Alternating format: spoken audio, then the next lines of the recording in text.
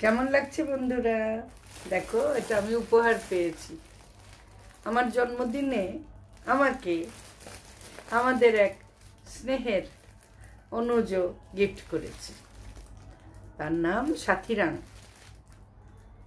সে সব সময় আমার বিশেষ করে অসুস্থতার সময় হসপিটালে যাই বা ডাক্তারের কাছে যাই, আমার সাথে সাথেই থাকে, আমার সাথী হয়ে থাকে। সে আমার জন্য এত সুন্দর ফুলটা নিয়ে এসেছে। তাকে আমি সাদরে গ্রহণ করেছি, ভিডিওতেও ধারণ করে রাখছি। কেমন লাগছে বলো দেখি, দেখেছ?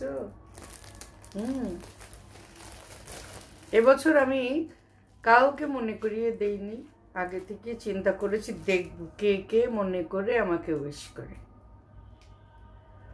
জিতে গেল, অনেকেই জিতে গেল। পরিবারের সবাই তো জিতেছে। রাত 12টায় আমাকে দিয়ে কেক কাটালো, উইশ করলো দিনের বেলা। তোমরা অনেকে আমাকে সারাদিন ধরে উইশ করেছো। তোমাদের সবাইকে অনেক অনেক ধন্যবাদ জানাই। প্রতিটা জন্মদিন, আমার কিন্তু জন্মদিন উদযাপন ভালোই লাগে। বরং ছোট বাচ্চাদেরটা সবাই এখন উদযাপন করে, ধনী গরিব নির্বিশেষে। কিন্তু আমার মতে যত বেশি বয়স হবে তখন জন্মদিনটা পালন করা বেশি দরকার। কেন জানো?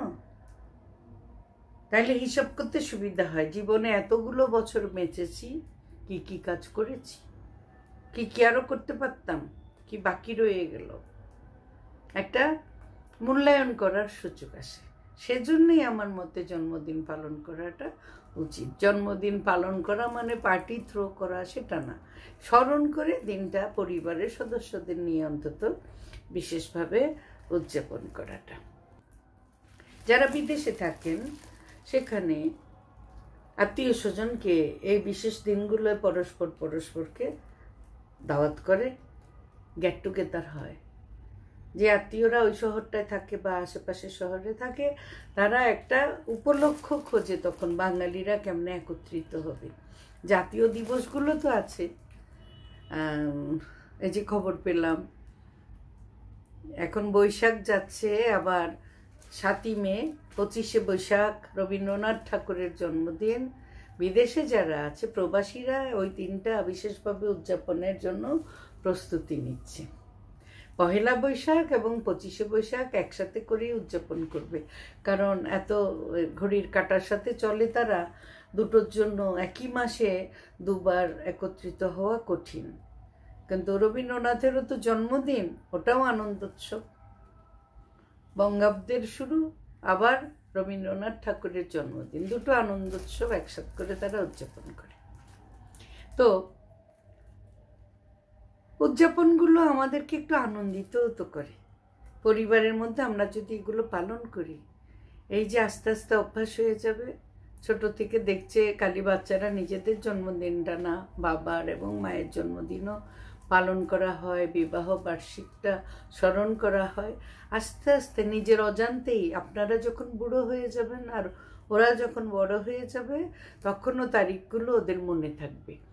ওরা দূরে থাকলেও অন্তত সেই তারিখগুলো আসতে চেষ্টা করবে আপনার কাছে। আবার আরও দূরে যদি থেকে থাকে, সেদিন বিশেষভাবে আপনাকে ফোন করবে। অভ্যাসগুলো কিন্তু এখন থেকে করে দিতে হবে। কি বলো বন্ধুরা? ভুল বললাম নাকি? তোমরা দ্বিমত পোষণ করতেই পারো, সবার, আমরা জনে জনেই তো আলাদা, প্রত্যেকের আলাদা মতামত থাকে। কিন্তু অন্যের মতামত থেকে দেখে শুনেও আমরা কিছুটা কিন্তু জানতেও পারি নাকি?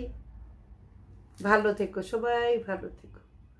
ফুলের আয়ু বেশি না, তার চাইতে আমাদের আয়ু অনেক বেশি।